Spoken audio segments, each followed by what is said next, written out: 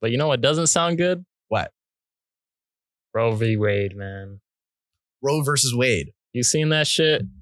Yeah, man. People old ass motherfuckers on the Supreme Court, bro. The Supreme Court justice has spoken, and they don't want babies to die. That's what they're trying to avoid, is babies dying. And why are you saying it like that?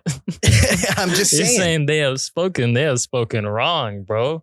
You know what? I think tripping. Well, for us, we're unaffected because for all of my friends, your friends, anyone that we know in California, you can still murder your child if you want to. That's not a problem. Like if you want to go and murder your children, you can do that today in California. You go to Planned Parenthood, set an appointment same day of, and a beautiful physician will murder your child for you if that's what you would choose. So, I mean, that's still in place in a lot of the major cities.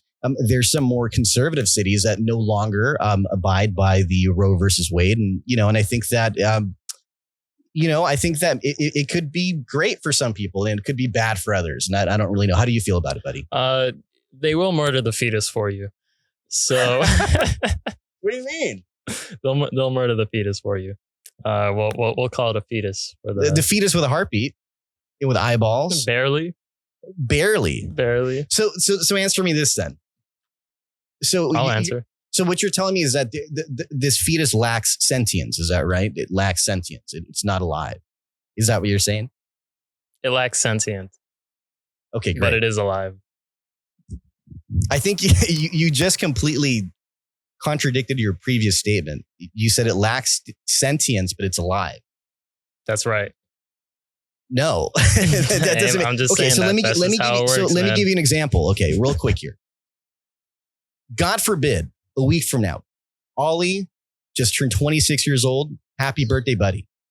But let's just say a week from now, Ollie is in a catastrophic vehicle accident.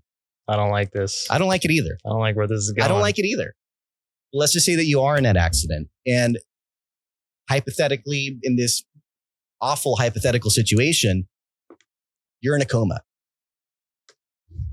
You can't speak. You can't move. You can't even move your eyeballs. You can't say anything. You're basically dead. You're no longer sentient. So then I go to your hospital room and stab you because you don't matter? Is that what you're saying? I would like you to pull the plug on me, but I think stabbing me is a little bit too much. The fetus thinks the same thing. So what you're saying is it's okay to pull the plug on the fetus, but not to stab the fetus.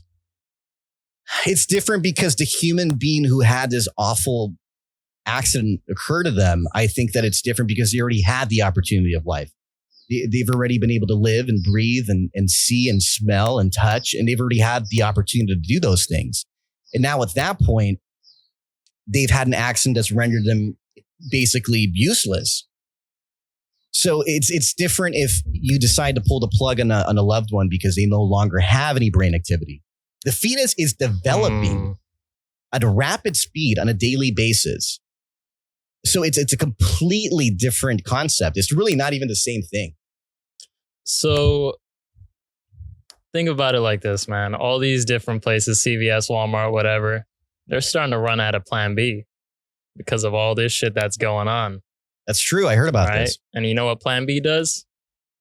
It murders that motherfucker in there before it even gets started. That's true. All right. So are we going to ban Plan B now? So I don't think that people should ban Plan B. I don't think people should go against contraception. I think those are great tools to mitigate being pregnant, right? I also think that we have another invention that's been incredibly useful for many, many, many years. And it's called condoms. God damn it. And they're 98% effective. So if you don't want to be pregnant, hold on, please use a condom. You know what's 100% effective? Abortion.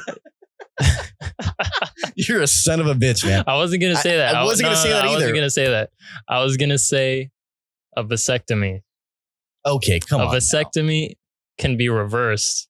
So why aren't we saying, okay, all of the men just get vasectomies, and when you choose to have a baby, just reverse that shit? Because listen. You're controlling the man's body, and we know that's not going to fly. Okay.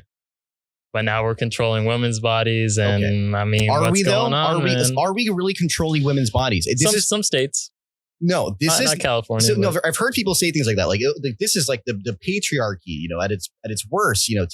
Trying to take women's rights away, trying to strip them of their rights. Right. Think about this though. Roe versus Wade. The Supreme Court justice at the time was actually, I believe, all men. that's right.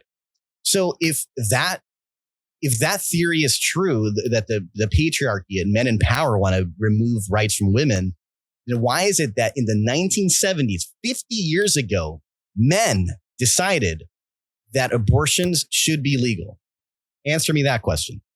The reason why I won't answer that question is because I didn't say anything about the patriarchy. That has nothing to do with my argument. My argument was, why don't men get vasectomies? Why don't we have that law passed?